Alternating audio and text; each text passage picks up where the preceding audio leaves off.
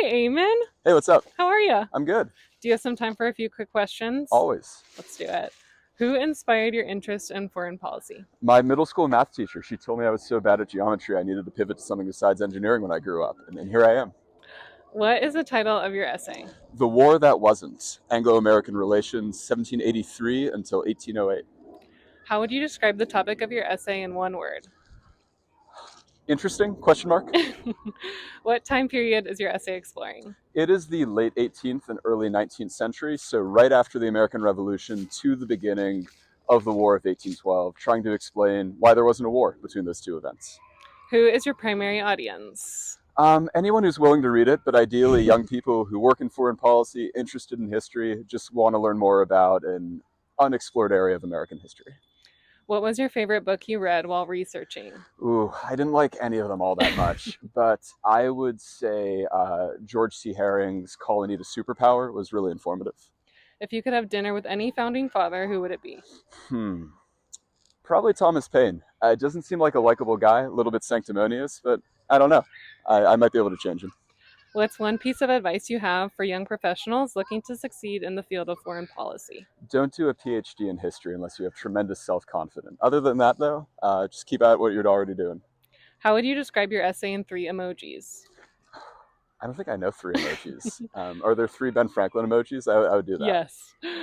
In a few short words, how would you define American exceptionalism?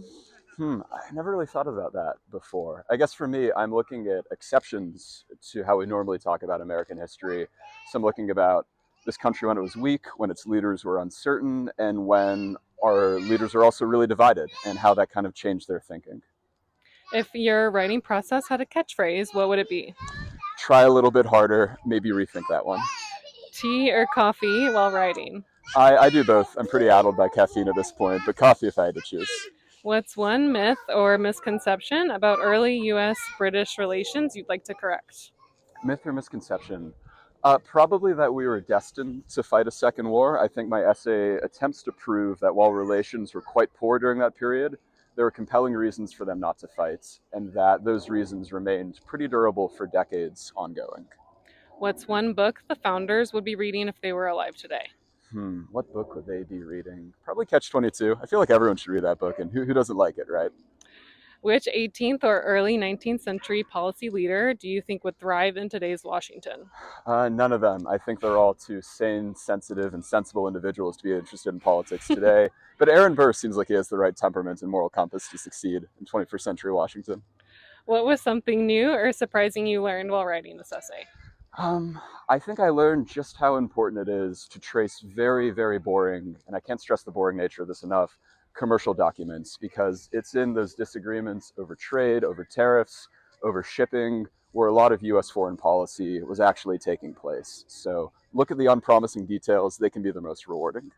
Are you a morning person or night owl while writing? Oh man, I don't do well in either, but morning if I had to choose. I fade as the day goes on. What would your colonial era job be? Hmm. I mean, probably indentured servant if it's just the numbers game. If I had to choose, King of England. I mean, who wouldn't want that gig? Obviously. Which historical figure do you relate to the most? Hmm. That's a great one. I will go with John Quincy Adams. Bookish, aloof, awkward, a little bit stuck up.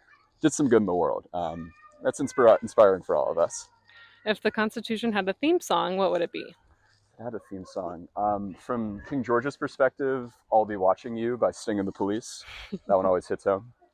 Best dinner conversation with the founders? Best dinner conversation. I'd want to talk about dentistry. Personally, a lot of morbidly curious questions on that one. If you could pose a one sentence challenge to America, what would it be? Read more books, read fewer articles. What's your secret to staying motivated on long writing projects? Confirmation of payment, but barring a notion that mercenary, I would say finding a really puzzling problem and trying to see if I can get closer to a solution. That's what keeps me motivated, writing about history. What is one lesson you hope readers take away from your essay? History's more complicated than it looks, and no outcome, even really likely ones, are foreordained. There's always little reasons. You have to go find those little reasons if you want to make sense of the past. Awesome. That's it. Thanks so much. Thank you. I'm going to go Bye. play on the swings. Bye.